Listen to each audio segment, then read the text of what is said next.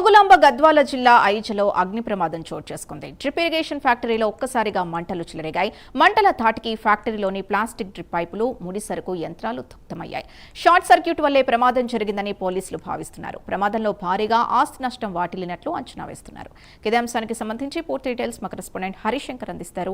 హరిశంకర్, అసలు అగ్ని ప్రమాదం ఎలా చోటు చేసుకుంది? ఇప్పుడు ప్రస్తుతం పరిస్థితి ఏంటి?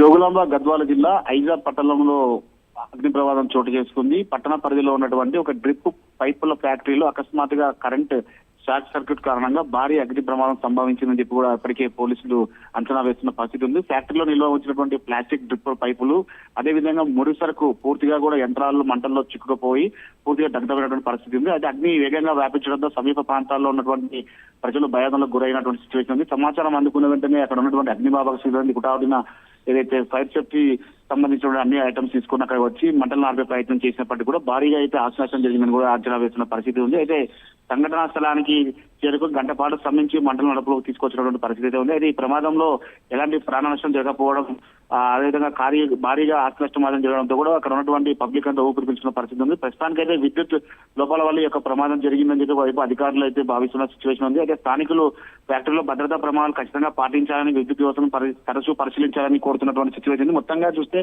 ఈ పట్టణంలో గత కొంతకాలంగా ఈ సంవత్సరం కింద ఈ యొక్క డ్రిప్ పైపులకు సంబంధించినటువంటి ఫ్యాక్టరీ ఏర్పాటు చేయడం, భద్రతా సేఫ్టీ లేకపోవాలని యొక్క ప్రమాదాలు జరుగుతున్నాయని చెప్పి కూడా వైపు ఇప్పుడు ప్రాథమికంగా అధికారులు అయితే అంచనా వేస్తూ ప్రస్తుతానికి అయితే కేసు నమోదు చేసుకొని దర్యాప్తు అయితే ప్రారంభించారు.